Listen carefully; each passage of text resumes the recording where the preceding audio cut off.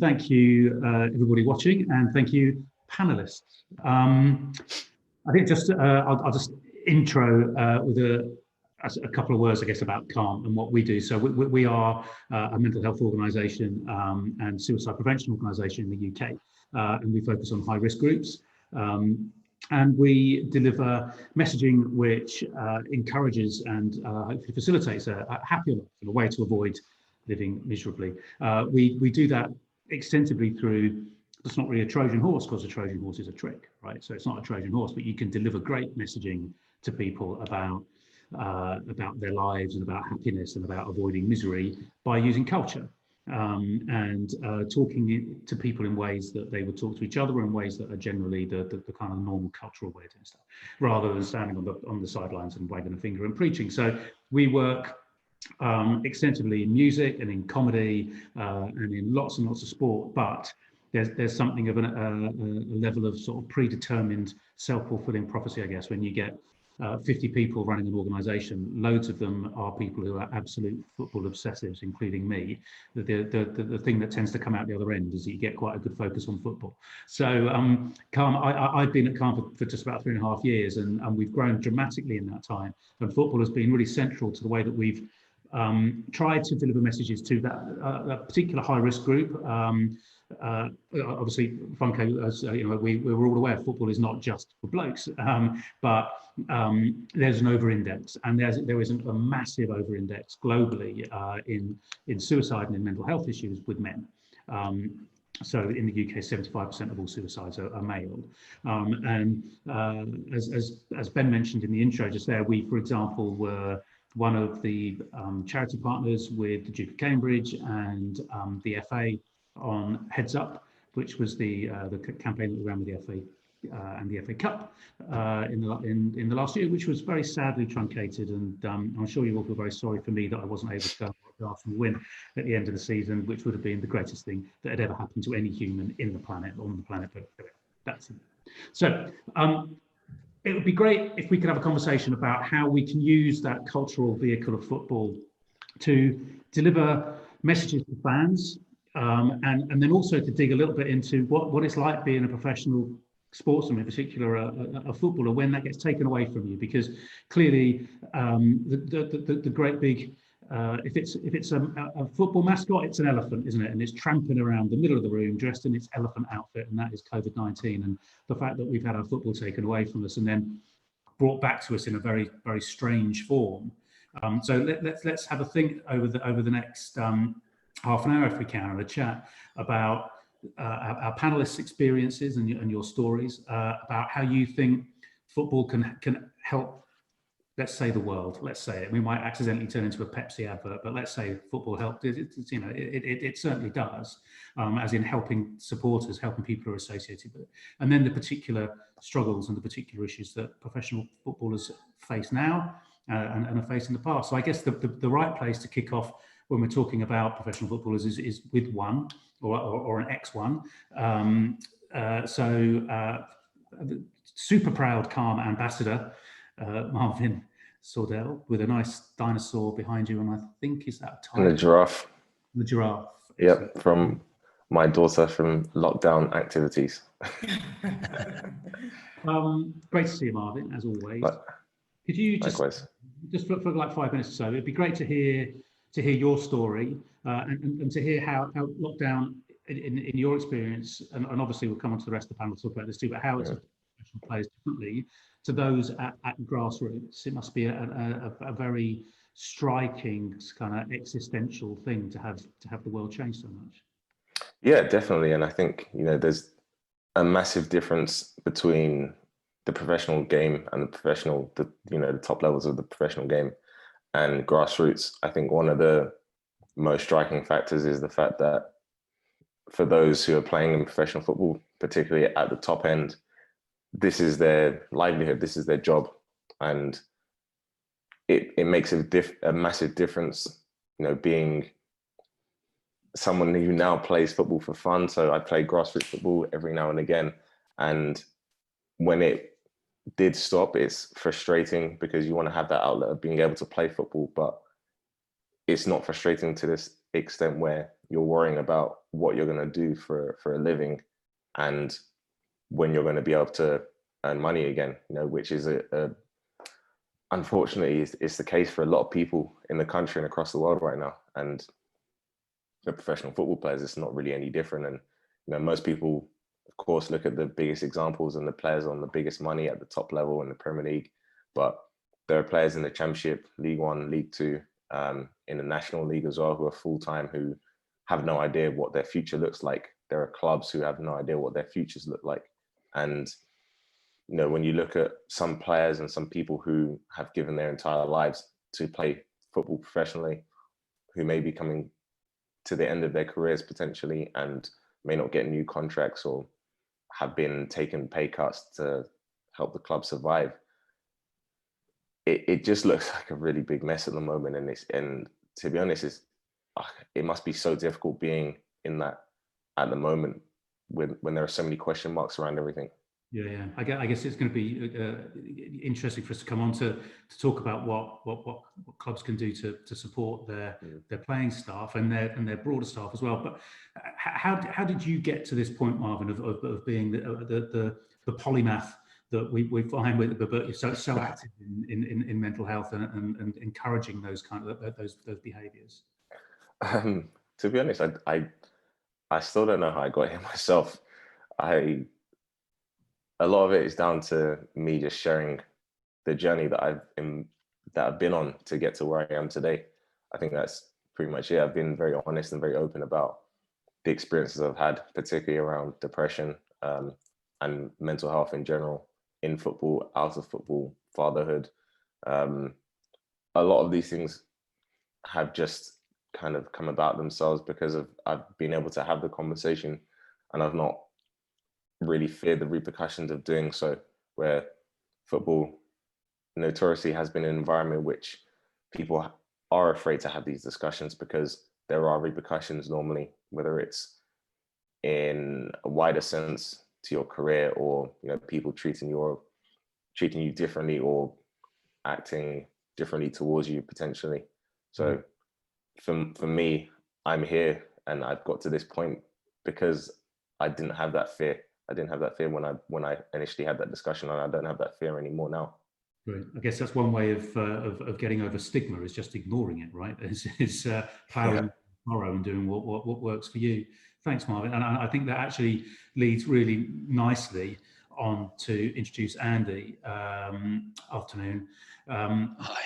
To talk about your story, to talk about Sand United's story before we carry on around the rest of the panel. Because if you're going to be using the traditionally macho environment of male football to do what you do, that really is trampling all over stigma, isn't it? Can you just if you could give us how you got to here, Andy, that'd be great.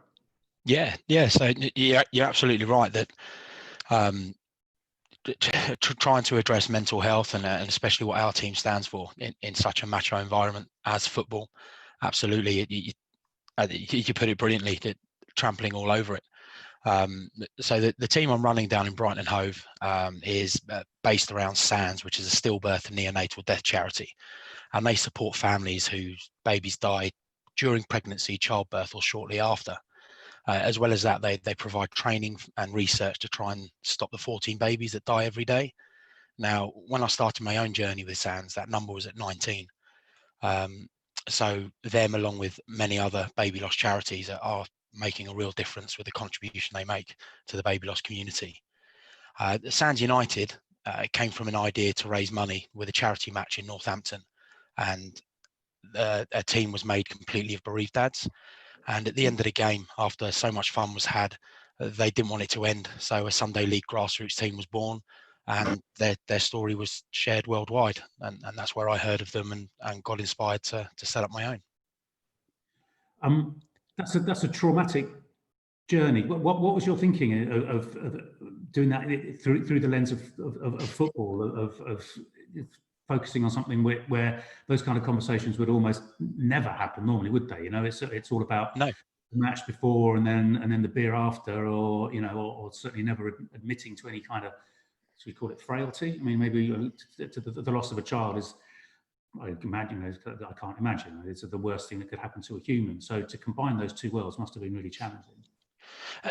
It was, but also it was one of the simplest ideas that I've ever come across. I love football. You know, I'd done my own things in the past to try and honour my son and keep his name alive. But when I read about this team in Northampton, made completely of bereaved fathers, the penny just dropped. And I couldn't believe that such a simple idea of getting men like me together in a changing room or on the pitch could be so therapeutic. It could offer so much to me personally, but also give me the opportunity to offer that to others out there as well. Yeah, it's such really a simple idea. And I mean, I've played grassroots football pretty much most of my life, and you're absolutely right. There's this toxic masculinity that kind of surrounds, especially the grassroots game. You know, men have to be the rock. They have to be, you know, the male camaraderie. You shouldn't be showing emotion. You shouldn't be showing people that you care or you're hurt. And that's something within our team we were able to like break down and abolish from day one, because of who we are and why we are and what we're doing. Yeah, that's amazing. How has lockdown been for Sounds United? Yeah, as much, pretty much for the same as the rest of the world, really. It's presented its challenges, but we've kind of rolled with the punches and adopted the technology that's there for us. It's tough because you create a support network for a bunch of vulnerable men, and we've only been going for just over a year. So when lockdown happened, that support network had been functioning for about 4 or 5 months, and to take that away from men that need it, that are finding comfort from having face-to-face interaction with men just like them, men that are broken like them, men that feel like them, to have that taken away could have been very traumatic, and may have had more of a negative effect than if the support network had never existed in the first place. So yeah, we adopted the technology that was there. We created virtual meetings, support meetings, quizzes. You've probably seen all of the trends that went on through social media of the top 11s, toilet roll trick shots. You know, the charities themselves all collaborated to do a 2.6 challenge to try and raise money because they'd lost out on the opportunities of fundraising through marathons, half marathons, bike rides and the like. So yeah, I was really able to keep the team engaged with those kinds of challenges. Brilliant.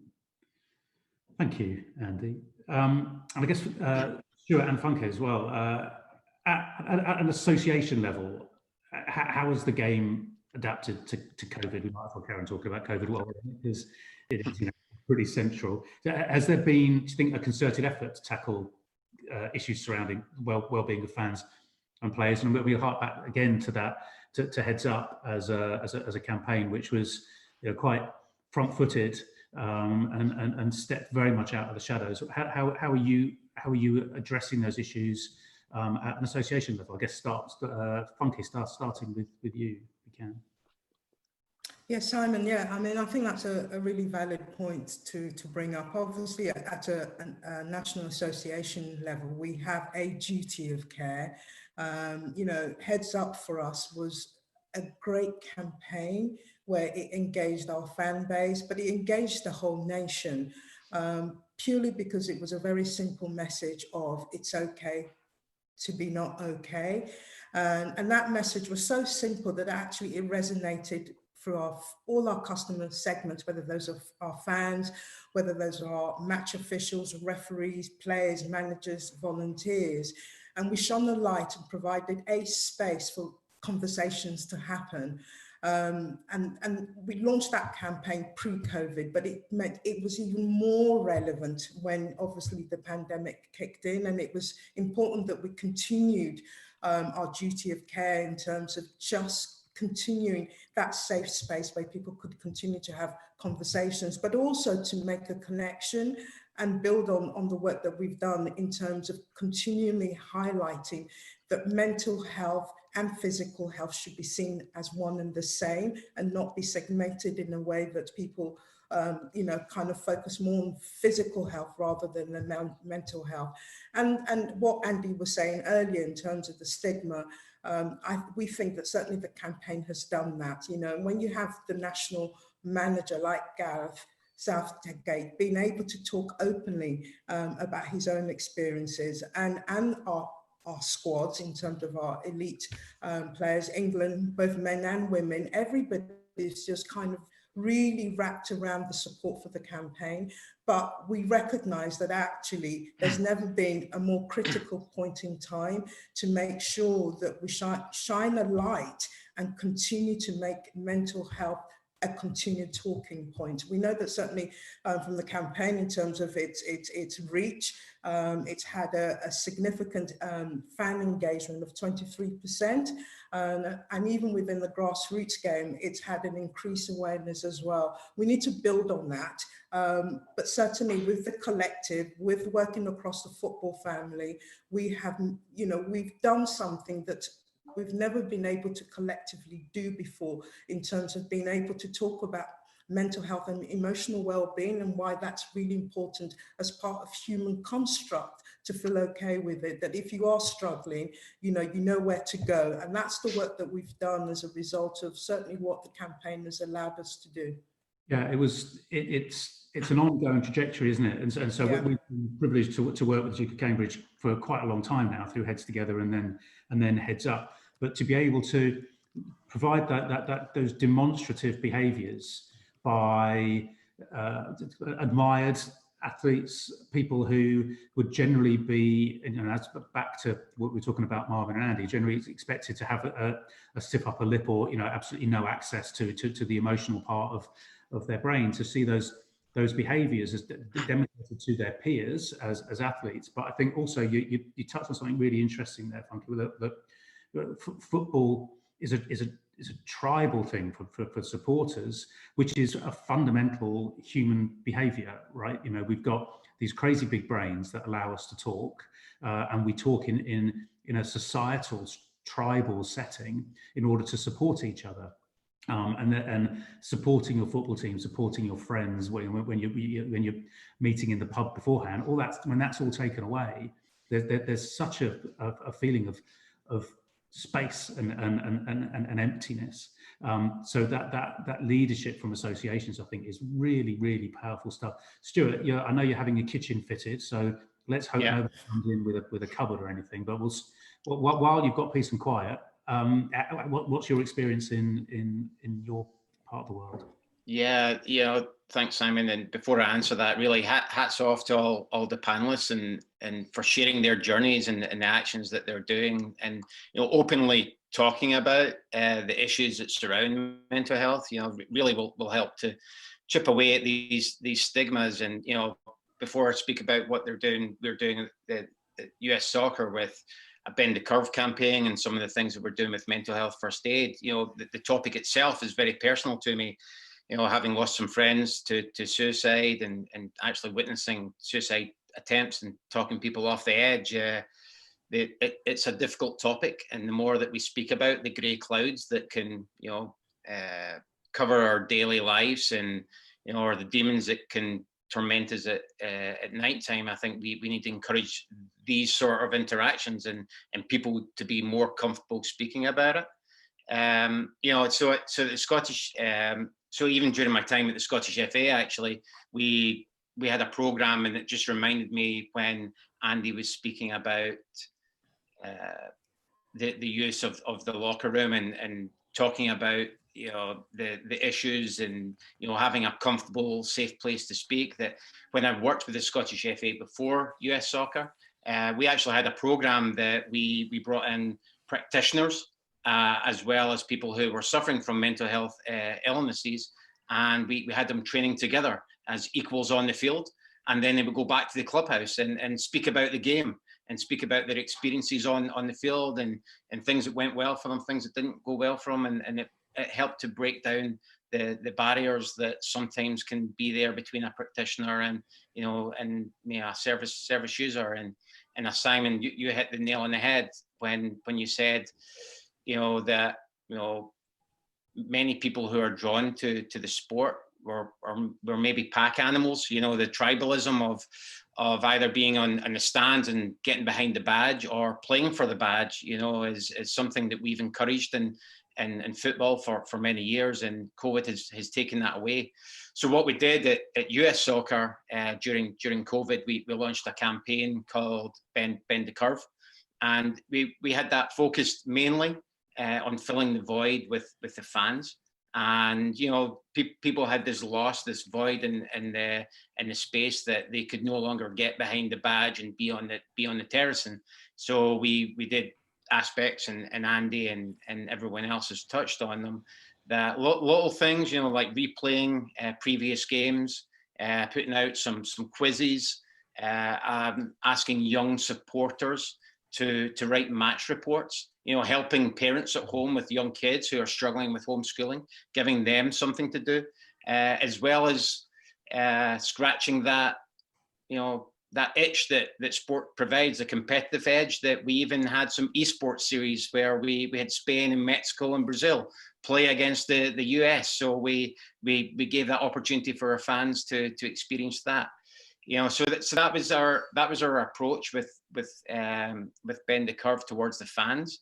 At US Soccer, though, we've also started to look at how we can impact, and this is going to be a long-term strategy, how we can also impact the players. And we've stuck our toe in this to a certain extent at a grassroots level, and we have a partner at Clemson University where they work with veterans, and many of the veterans there have post-traumatic stress, and you know there's a lot of suicides in general population, but with veterans, it's in the US anyway, it's 23 attempted suicides per day. So we've used soccer as a vehicle to engage with this particular group, and we've done two things, which I think has been successful. One, we've given them a coach education certificate to allow them to have something in the real world that they can go out and engage in their community, give them some confidence to engage in the community. So that's one. And the second thing we're using, and I'm sure everyone on the panel and a lot of people listening will know this term, we've given them a qualification in something called mental health first aid. You know, and that concept is no different from normal first aid. That we're not training doctors here. We're training people to recognize symptoms, and then being able to signpost if whether they notice a player, a colleague, coach, or referee, or parent. You know, if they notice a symptom in them, have the skills, have the knowledge and the information to signpost that person for further help. So we've been doing that with at the veteran levels, and like Andy has said, and you know, and Marvin has shared, that we're trying to gather you know, players together in virtual locker rooms just to make them feel they're still part of the game, they're still part of something. So well, yeah, so you know, that's been important for us. That's really great. There's an organisation that works with rugby league in the UK who identified that if they were going to try to talk to rugby league players and rugby league supporters about mental well-being, let's call it, they weren't going to get anywhere, because you know the language is so mired in stigma. So what they did was they showed reruns of classic matches in pubs with players that were in those games available for Q&A afterwards, and they would steer the conversation in ways, in areas of high unemployment, for example, that would start to look after people. And I think that the power of associations and clubs. You look at the work that Everton does, for example, Marvin, and I'm thinking of your insight into clubs' behaviours. How can we build on the work, do you think, that has been done recently in order to help not just players but the wider community? So we're thinking about stuff like the Mentally Healthy Football Declaration. How do we build on this? And incredibly, we've only got 9 minutes left. How did that happen? But how do we build on that? How do we take this momentum and make it even better? I think the biggest thing is to continue having these conversations. You know, a lot of the work I do is conversations, and you know, this question comes up a lot, and it's mostly to create that environment. We need to be comfortable having that discussion first, and having that discussion means continuously talking about it and continuously sharing our thoughts and feelings around this area and this topic. And I think the more we do that, and the more we are comfortable in doing that, then it becomes easier for us to just keep making progress. Yeah, I guess that's a lot easier said than done. Well, are there what's the FA doing, Funke? Do you have plans? Because obviously heads up, I guess, is now over. Arsenal won the FA Cup, just to reiterate, in case anybody. Where do we go from here? Actually, it was rather exciting. We are still partners, aren't we, Funke? So still a partner with the FA, and where do we build on this work? Yeah, I mean, you know, as Marvin said, you know, we need to continue the conversation, but it also starts from leadership. And where we've got to with that is that certainly within the UK football family, we've all signed a declaration, as you've alluded to, in terms of committing to a series of pledges, which is one, to continue to make this a continued priority. There's no point having the highly successful campaign that we've done if we don't build on the momentum. And so we've come together, there's 14 senior signatories to that declaration, and they have made a personal stroke organizational pledge to make sure that mental health and emotional well-being is front and center of our organizational plans. But equally, that it is important that we work collegiately together so that we're consistent with our messaging and shared resources. In fact, we had our very first meeting this earlier today, and certainly the things that were coming out of that is continued education, continued sharing of resources together, but also supporting each other so that we ensure that mental health doesn't drop off our notepad, that actually it continues to be something that we wholeheartedly commit to. Yeah, I think everybody sees through it. If it's a hypocritical, we better talk about this because it's the flavour of the month, and I think everybody sees through that when we stop. Thank you. We've got some questions, and I'll direct them, but please, everybody, feel free to jump in. I think this is a really interesting question, and I think it probably leans towards Marvin and Andy, but I don't want to be prescriptive. The question asks, would you encourage players to speak to a teammate who is struggling with a mental health issue, or would it be more beneficial for them to seek help from a professional? Because this is like, you know, all of a sudden, Stuart, absolutely spot on with the mental health first aid, but all of a sudden, somebody's asking you a question which might make a massive difference to their life. How do you deal with that? Which way do you think you would point it? Starting, Andy, I guess you're working with people who are naturally in a very very vulnerable situation. Yes, yeah. Well, with our team, when we first started, we opened up membership to members of the non-bereaved community, just because we were low on numbers. We had to get a certain amount registered in time for the season start. But a question I put their way was that they had to understand who we are, why we are. Most of them were not aware of SANS, the charity, or that baby loss was as prevalent as it is. And that a condition in signing for the club was that should one of their teammates need to talk either about their mental health, about their grief, about the bereavement, or more importantly, talk about their baby, then that person had to be strong enough and brave enough to sit there and have that conversation. And every single one of them agreed to do that. But I think, especially at grassroots football, because that's all the experience that I have, I believe that the leagues and the local FAs need to be they need to be making mental health first aiders just as important as physical first aiders when you're putting forward for a league registration or charter standard registration. So yeah, I'm really looking forward to trying to trailblaze that campaign forward.